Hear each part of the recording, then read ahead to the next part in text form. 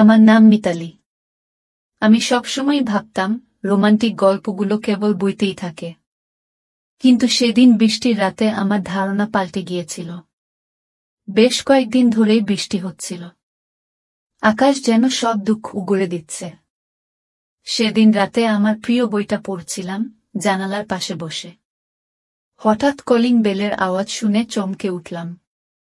দরজা খুলতেই দেখি ভিজে একাকার হয়ে দাঁড়িয়ে আছে দেব। তার চোখে কিছু একটা ছিল যা আমার হৃদয়কে কাঁপিয়ে দিল।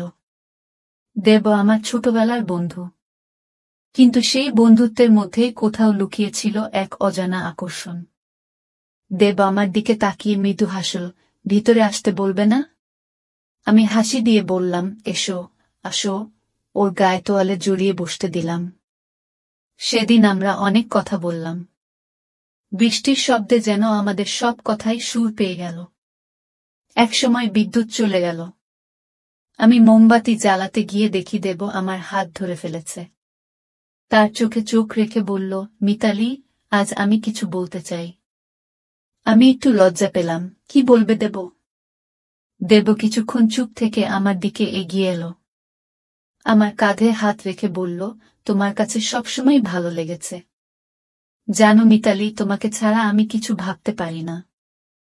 আমার হৃদয়ে তখন তুমুল বৃষ্টি হয়ে নেমে এলো। আমি বললাম, আমিও তোমাকে ভালোবাসি দেব। দেব তখন আমার মুখের দিকে তাকিয়েছিল, তার চোখে ভাসছিল ভালোবাসার অজানা কাব্য। সে আমার কাঁধে হাত রেখে ধীরে ধীরে কাছে এলো। আমাদের মধ্যে তখন কোনো বাধা ছিল না। আমাদের প্রথম চুমুটা ছিল ঠিক সেই মুহূর্তেই। বাইরে বৃষ্টি তখন থেমে গিয়েছিল, কিন্তু আমার মনে তখন নতুন বৃষ্টির স্রোত বয়ে যাচ্ছিল। সেই রাতটা ছিল আমাদের জন্য বিশেষ। আমরা একে অপরকে জড়িয়ে ধরে বসেছিলাম, বৃষ্টি শুনছিলাম, একে অপরের প্রেমে মগ্ন হয়ে। দেবের সেই চুমু, সেই জড়িয়ে ধরা মুহূর্তগুলো আমি কখনো ভুলব না।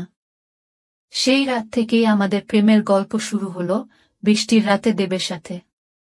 আজও সেই স্মৃতি আমার হৃদয়ে অমলিন হয়ে আছে।